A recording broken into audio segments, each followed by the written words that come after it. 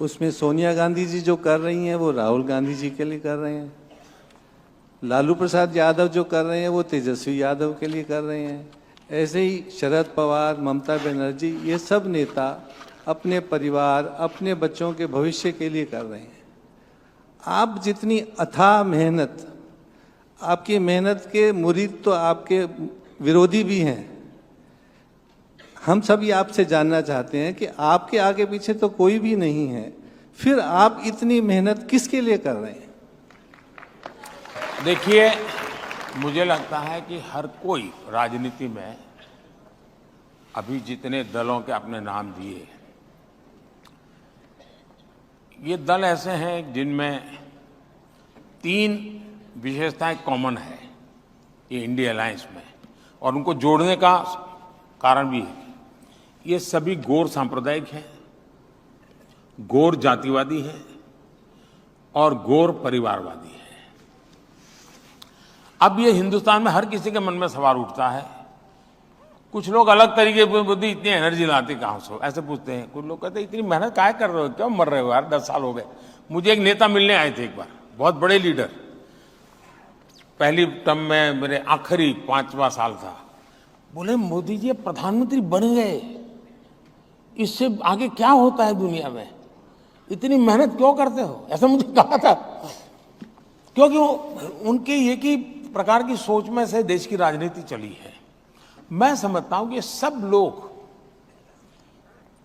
काम कर रहे हैं, मैं भी काम कर रहा हूं। वे भी अपनी आवश्यकता के अनुसार मेहनत करते हैं, मैं भी अपनी आवश्यकता के अनुसार मेहनत करता हूं।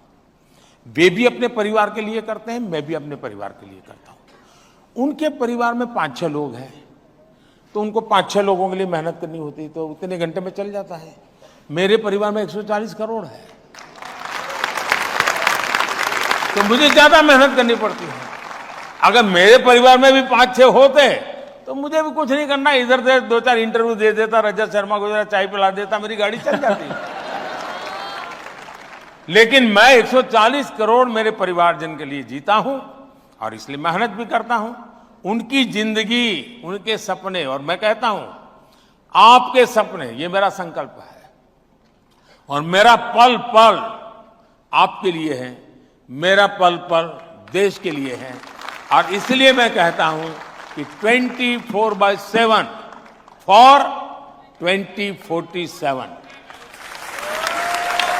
मोदी जी, आपने कहा 2047 तक, तो कह रहे हैं मोदी जी ने बड़ा लंबा प्रोग्राम बना दिया, ये तो कहीं जाने वाली नहीं 47 तक। ऐसा है कि मैं अभी भी मानता हूं कि ईश्वर ने मुझे किसी विशिष्ट काम के लिए भेजा है। परमात्मा ने मेरे लिए किसी पर्पज के लिए भेजा हुआ है, वरना मैं जिस जिंदगी से निकला हूं वहां आने का कोई लॉजिक ही नहीं बैठता जी, कोई रास्ता नहीं जो मुझे यहां ले आए।